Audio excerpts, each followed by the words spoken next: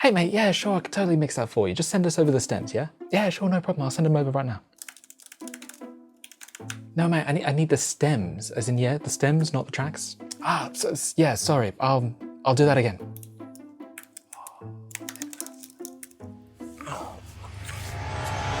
Okay, it is surprising how often that actually happens to me, particularly as a lecturer, but also working with clients. People just don't seem to know what stems versus tracks are and what the difference is between them, or the fact that there even is a difference. Honestly, it's not their fault, it's not your fault if you don't know what stems versus tracks are. I mean, that's why you're here at the video, to learn more. There is so much jargon, technical language, nicknames, shorthand. There's so many different things in music production and audio engineering to keep a track of that, yeah, it's pretty obvious that sometimes people are going to get things a bit wrong, or hear something and not fully understand it and just get it mixed up or confused. So today, let's set one of them straight at least, and that is what the difference between stems and tracks are for your next project.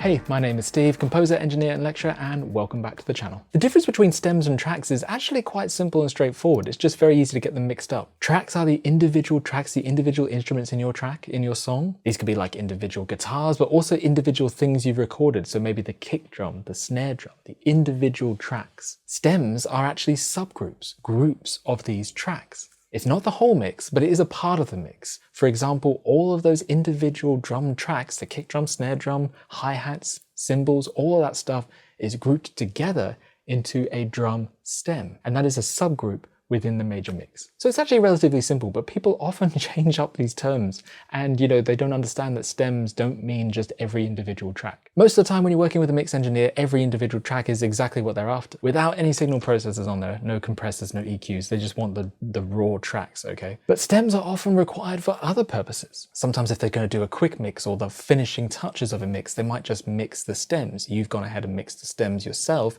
and they'll just mix the stems together in one session. Sometimes a mastering engineer requires stems, and that way that gives them more flexibility. Rather than dealing with just a stereo track, they could make adjustments to individual stem groups to create a better master. In film score, for example, you might actually be required to deliver stems, not a finished track or a finished mix. And that's because the post-production audio engineer is going to mix everything together, and they want the control to be able to lower those harsh lead instruments if it gets in the way of the dialogue, or lower the bass if it gets in the way of the sound design. You should be scoring around that, but it's the flexibility is there. So if you're working with mix engineer and they want every single track, give them each of the tracks without any processing on. But if they want stems, that could be a little bit trickier, because knowing what they are is half the battle. The other side is how to deliver them. So let's take a look at that now. Now I've got one of my sessions opened here just on an old composition. And while I am running Logic Pro, this is something that is a concept across all DAWs. Each DAW will do it a little bit differently, yes, but they all run the same sort of concept, which is that you're trying to export either individual tracks or groups of tracks. You just have to work out which way your DAW is going to do it. Let me show you in Logic. So right now, all of these you can see are actually already in groups. I've kind of labeled them as stem_lead because that's how I work. I like to organize my tracks into, groups. And those groups become the stems that I eventually mix. I still mix inside here, don't get me wrong. You can see the compressors and EQs and whatnot. But then I do some little effects processing to the group, because trying to mix just a handful of tracks here is much easier to mix than the whole lot.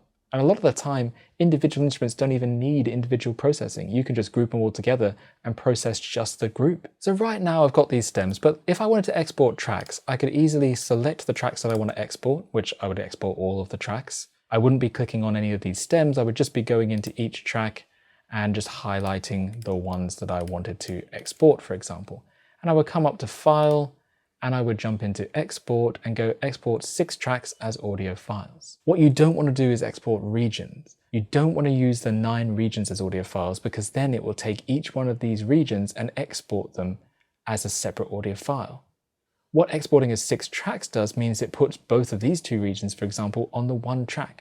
And it'll always start all the tracks at the same beginning point. That is going to be so important to your mix engineer, because they're not going to have this session to be able to put all the files in exactly the right spot if you give them regions. You need to give them tracks so they can just line them all up at the beginning and they all play in line with each other. Once you select 6 tracks of audio, it opens up a window and you navigate to the folder that you want to store them, and then you've got a few decisions you can make. In terms of naming, you can actually use some of these elements or blocks. I quite like these. So for example, I put an increment there, which counts up from 0, 1 to, however many tracks you've got. And then I've put an underscore in there that I've typed in myself and put track name. So then that way, this gives a file name example. I quite like this because it means that the order that I export them in, it'll give a number. So then that means that the person just has to drag them all back in and they're ready to go in exactly the same order that I had them in. But it's entirely up to you. You could do them in whatever way you like. Now, if you've done any kind of mixing, you're going to want to be able to bypass those effects plugins because you do not want to be sending those on to your mix engineer. But you can include things like audio tail to make sure that all the sound is captured. You don't want to include volume and pan automation most likely, unless it's fundamental to the composition. Same really goes for this one. If it's fundamental to the composition, like you put a huge reverb on, then that's fine. But if it's something like you've done some EQ and compression and you've panned it a little bit to the left to make sure it sits nice, turn all that off. You do not need that for your mix engineer. Normalization is best to be off or just on overload protection. Realistically, if you've been keeping your tracks below 0, then it will never kick in if it's on overload protection. But it's handy to be there in case. Essentially what it does is it turns the file down if it's too loud. So it's something to bear in mind. It's not going to come out sounding the way it is if you have all these tracks that are, peaking above 0 and then they all get turned down by the normalizer. Anyway, we select the folder, make sure that the name type is right, make sure that these settings are all good, make sure that we got it on a WAV file, 24-bit. It's probably going to be a high quality file that they're after. And then export those files. Done. Logic would go through, export all those files, and then you'd have all of them that you can then ship on to the mix engineer. When it comes to stems though, there's a couple of ways you can do it, but there are a few things to bear in mind as well. You can see that there is a group here, and I've labeled that one stem underscore lead instrument, and that's for the lead instruments that are there. So I've got the bawu, the voice, and the shakuhachi, and they're all grouped together.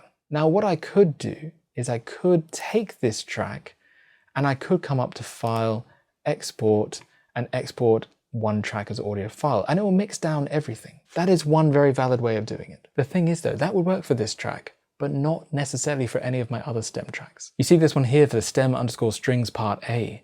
That has a send on it. When you do the file export track on a stem group or a track stack, that's not going to include the bus. That's only going to include what's on the track because the bus is outside of the track. It's being sent off to be processed elsewhere and meet at the end as part of the stereo output. So what happens if you want to capture that? In this case, it's reverb. It's kind of critical to the sound. I want to make sure that I captured that to hand on to, say, my mastering engineer or to hand on to the post-production audio engineer for a film that I'm working on. I need that reverb in there. How do you capture it? Well, there's a couple of ways. The first way, which is pretty basic, is just to basically solo up what you want to hear and then do a bounce. So I could solo strings part A, and then I could come into my stem effects group that I've got going on here, find the right one, which is this one here, and solo that as well. And now the only thing playing will be the string parts.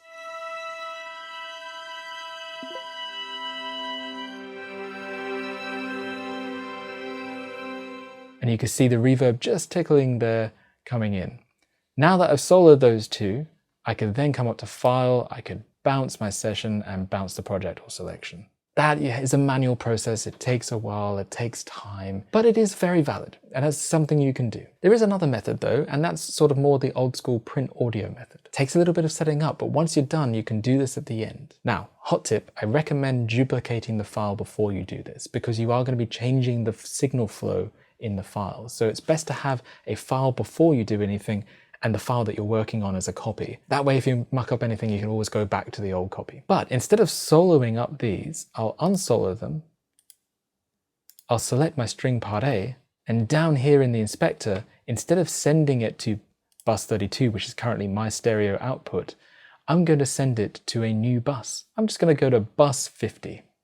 Then what I'm going to do is right at the bottom, I'm going to add a new track, an audio track. I'm going to create that audio track at the bottom here. I'll call that my strings A, and I'm going to set the input as the bus 50, which we know strings part A is currently coming to. What's happening here is we have the original strings, and instead of them being outputted to the stereo buffer or the stereo output, they're being sent round to this bus. And that bus is then passing it on to this new audio track. The audio track then hands it to the stereo buffer. So it's still going out, we'll still be able to hear it. But now we can record, because it's an audio track recording the input from the bus, which is coming from our violins. I'll do the same with this reverb. I'll send that out to our bus 50. I'll record arm this one, and then I would just hit record.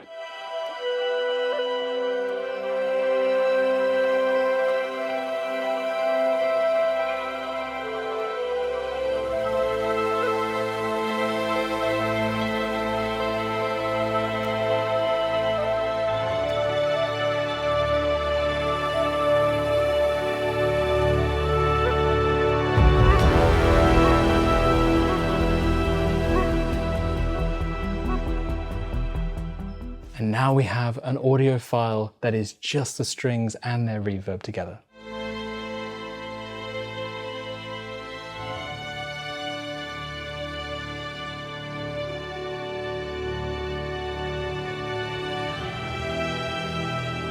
So you could go through your whole session and route them through to different buses, and those buses through to different audio tracks, record arm the whole lot, and just hit record from the start and wait till the end, and now you've printed all of them onto different tracks. Then you can go forward and export the individual tracks after you renamed them. And you're back to exporting tracks, but you're exporting audio printouts of every stem. That's probably the best way to do it if you want to do them all in one hit rather than going through and soloing and bouncing out everything. It also allows you to kind of set them all up and then double check that everything is being recorded by just kind of soloing all those tracks, hitting play and making sure that everything plays. If you're missing something, then you can go back and change it. Find out where you didn't send the audio through. But that's why it's a really, really great way of doing it, because then you actually have recorded audio files of each of your stems. And you record them all in one hit. And once that's recorded, then you can export them all as individual tracks. And now you have maybe say 9, 10 stems, each as individual tracks that you can provide to your mastering engineer or to your audio production engineer. Whoever wants them can now get them. Even if it's just you, even if you just want to do a stem mix, it's up to you. So I hope that clears up the stem versus tracks kind of question that you might have had on your mind and kind of helps provide you a way of doing it. Maybe something similar in your DAW as well. Why not subscribe for some more tips and let me know if there's something that you'd like me to chat about in the comments. But otherwise, I will catch you in the next one.